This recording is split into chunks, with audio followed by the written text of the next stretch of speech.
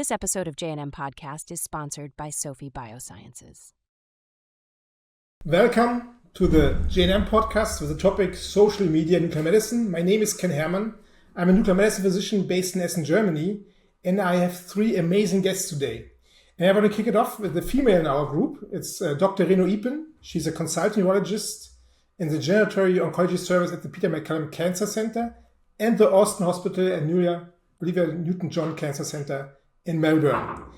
She had a lot of training, including a stint at the University of California, San Francisco, as well as at the University of Toronto in Canada. She's currently undertaking her PhD at the University of Melbourne in high-risk prostate cancer in collaboration with the Prostate Cancer Diagnostics and Imaging Center of Excellence at Peter MacCallum Cancer Center. Welcome, Renu. Thank you, Ken. It's wonderful to be here. Thank you. And the second guest is actually also coming from Peter Mac. He doesn't need any introduction. I will do this nevertheless. It's Professor Declan Murphy. He's a consultant urologist. He's the director of the Geo-Oncology program at Peter MacCallum Cancer Center.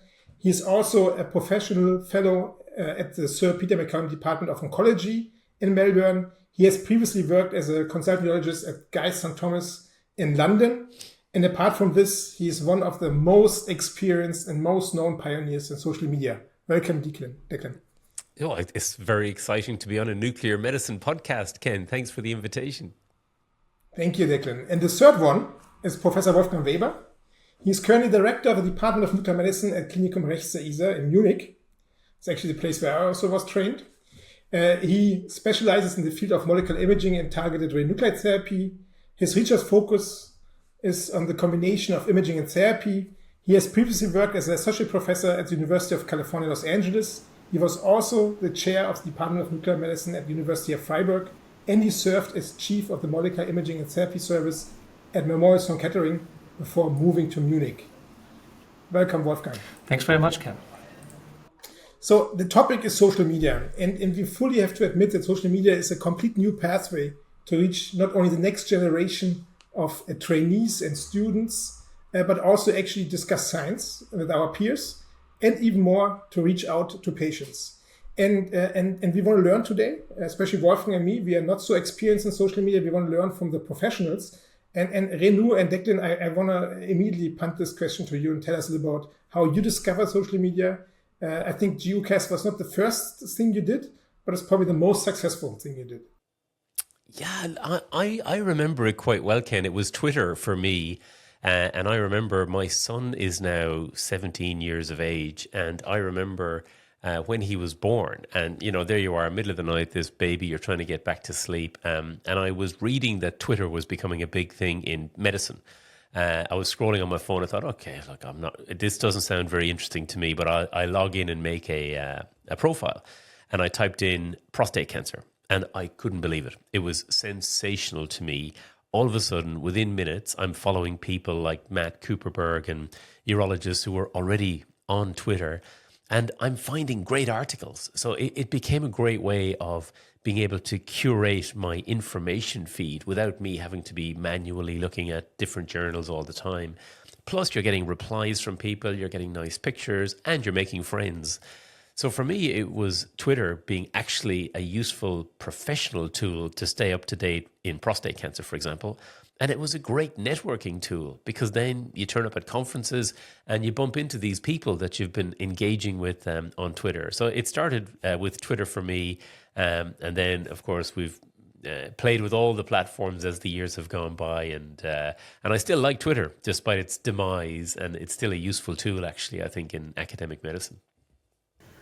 Yeah, I was a bit late to the party with Twitter, actually. And I think, Declan, it was perhaps you that encouraged me to start a profile on Twitter. And you're right. I mean, it was fascinating. Within a few weeks of starting, all of a sudden you realize you're interacting with people who are world leaders in their field. And, you sort of have your finger on the pulse with what's happening right then and there. And the other advantage of Twitter is conference coverage. So if you're not physically at a conference, you still know what's happening. You know what the latest data is, who's presenting what, where, when.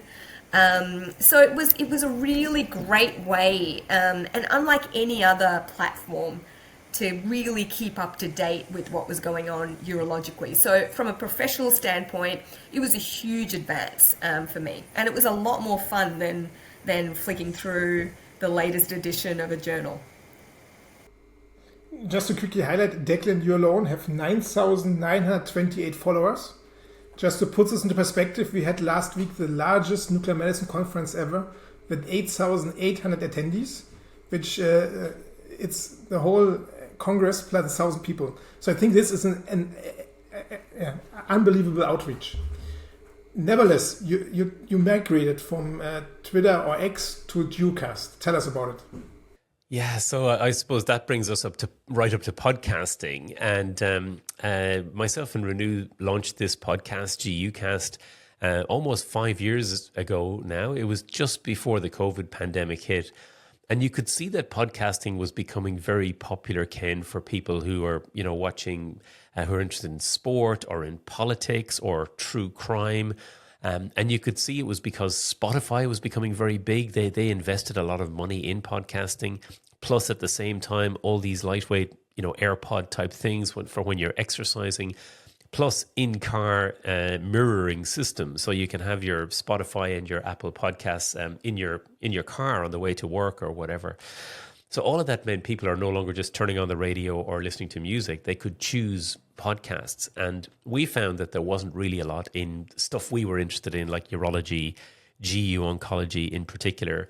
So we thought we'll start a podcast. And that's where it started from. Then the pandemic hit, and actually podcasting got turbocharged because people were looking for ways of gathering information in a way, because we were deprived of conferences for quite a while.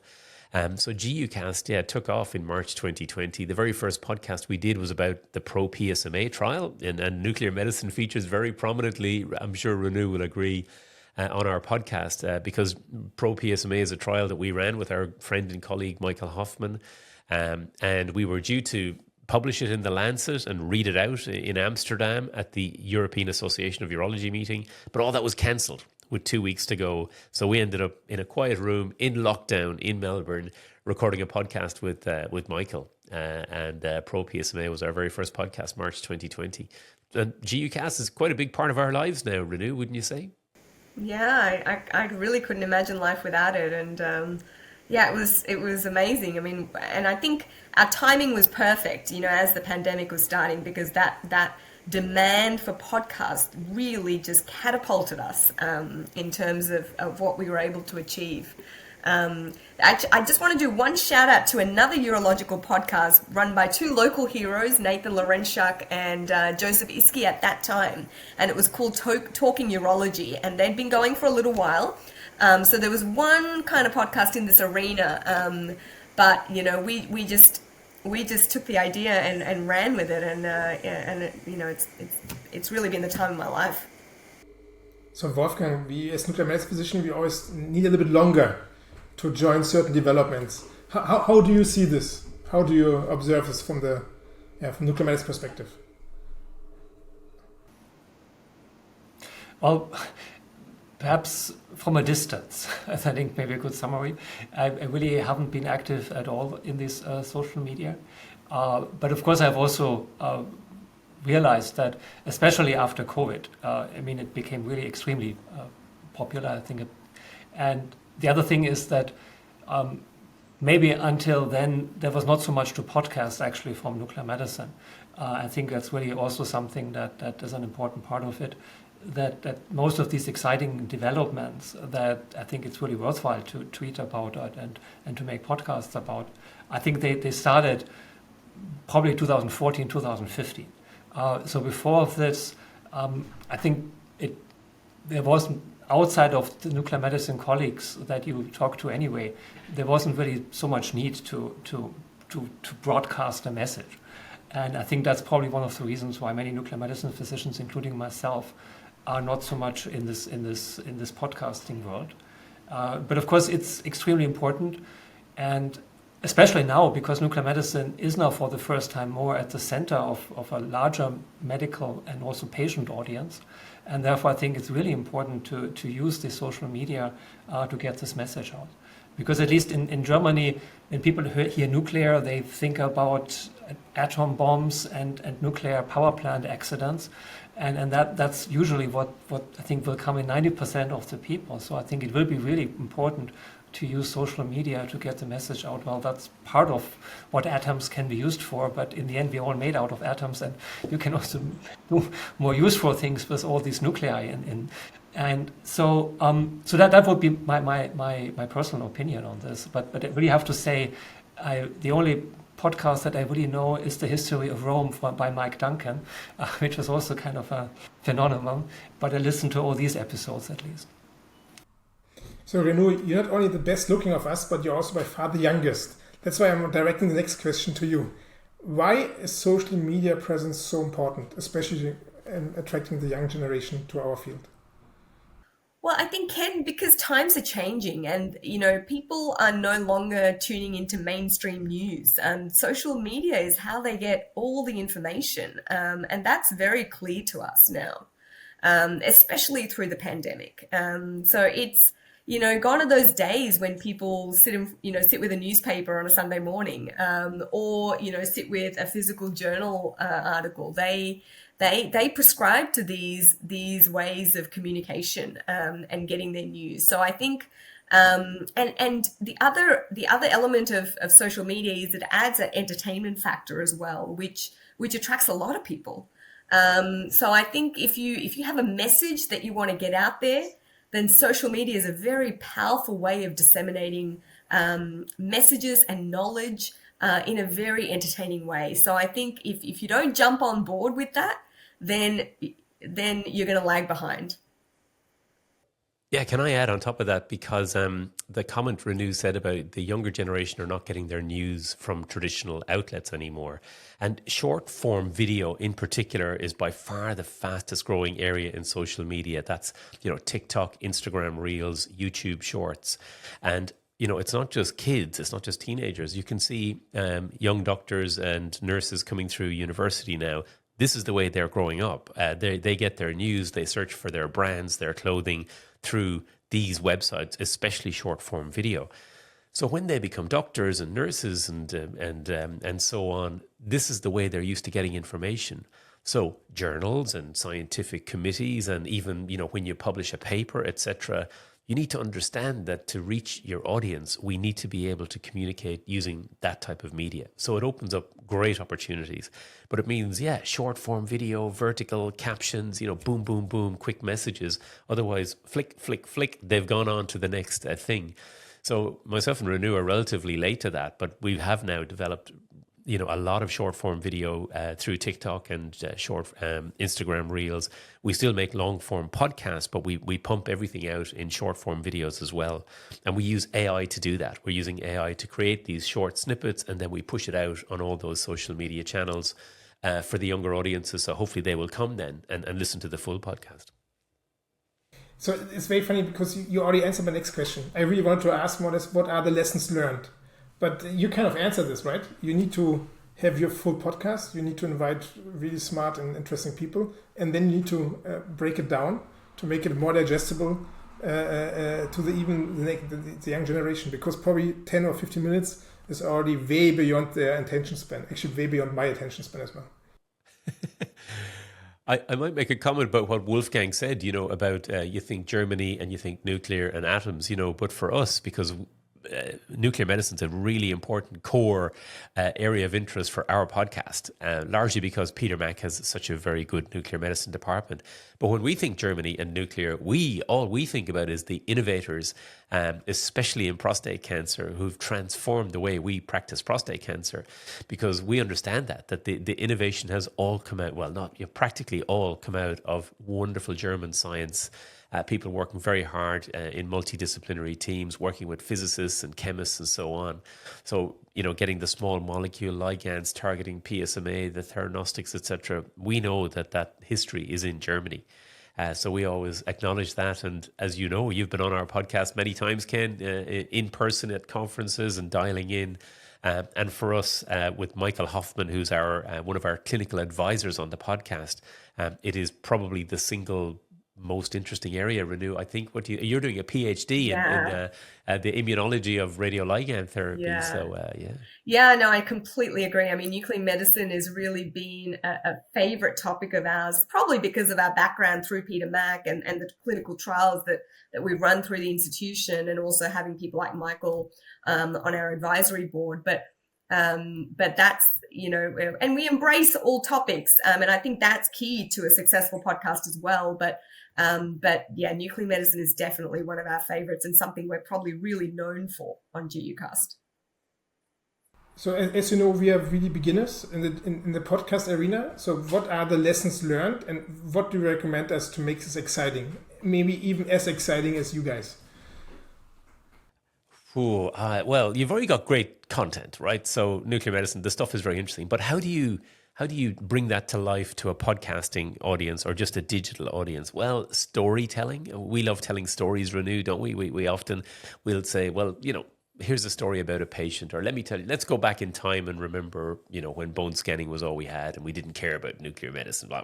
So storytelling is good. I think people say authenticity. To be authentic is a very attractive thing as a podcast. People like listening to people who sound authentic. So what does that mean? You don't have to be a comedian. You don't have to be a professor of blah, blah.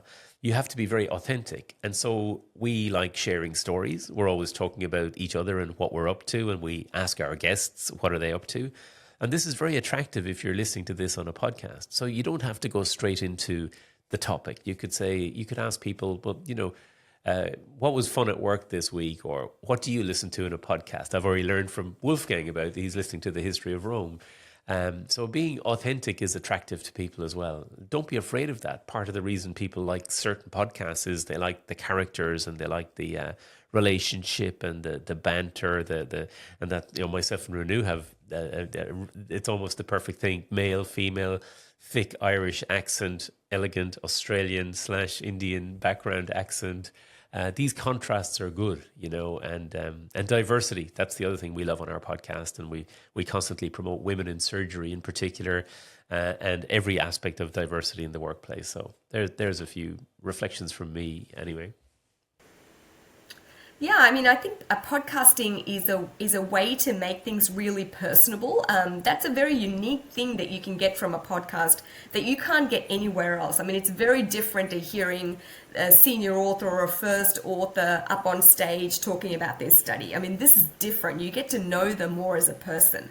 So I think that sort of an approach to kind of disseminating your content is really important. And I agree with Declan. Good banter, authenticity, not shying away from controversy, I think is also really good. And those sorts of things are what is attractive about a podcast.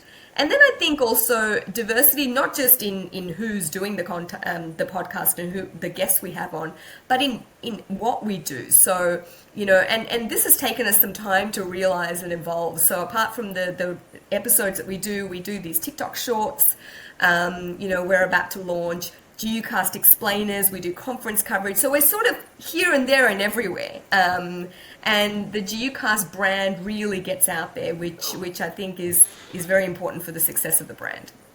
This is truly impressive what you guys are doing. And usually when I moderate Wolfgang, I always say it's the smartest nuclear medicine physician I know. He's definitely one of the smartest nuclear medicine physicians in the world. So Wolfgang, what is your take-home message? What have we learned? What do we do now different in our JNM social media campaign?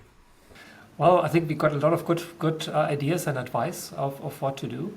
And I really especially like the aspect that you should not shy away from these little bit controversial issues. I think that's really a good idea to have a live discussion, and also that it should be, people should get the impression that this is real, that this is people that do this for their daily business and they take a little time then also to talk outside of this. I think it's important, and I think it's also something that I think would resonate with me, that it's not to get the impression this is kind of a paid advertisement where they talk about formulas and it doesn't get the impression that they know what they are talking about. So I think that's something that I think I would like to listen to, not just some some generic statements about nuclear medicine is great and this, but really talk about issues and have a diverse group of people with hopefully really very different opinion on something, but that still find common ground and have an interesting discussion. So controversy is something which I think is quite easy in nuclear medicine, right? You just have to talk about dosimetry, regulation. If we want to be controversial to our urology friends, we will talk about local ablative radiation therapy prior to surgery. No, this is really fantastic feedback. And again, this was one of the topics I really chose because I really want to learn. And I also want everyone else in our community to really learn from you, Renu and Declan, because you're doing a fantastic job. And there's one thing I also learned is if you really want to increase the number of views and listeners, you just have to invite people who have an outreach of almost 10,000 people. So Declan, it was very easy to come up with your choice, because you're going to promote the hell out of this. Now, thank you very, very much for joining. We tried to be stable below 20 minutes. We managed that. And we are very excited. We're going to observe you in the future. And we really, really hope to invite you soon again. Because Declan, I don't know if you remember, we talked about training and education a couple of years ago in the discussions leaders. Also one of the most inspirational interviews we ever did. And I'm pretty sure that this podcast is going to have a very similar impact on us. So thank you very much for doing this. Thank you very much for joining. Thank you, Ken. Good luck. Yeah, thank you also from my side. To see and hear more from today's guests, search GUcast to find them on social media and wherever you get your podcasts. Thanks for watching, and thanks to Sophie Biosciences for sponsoring this episode. Please remember to like and subscribe.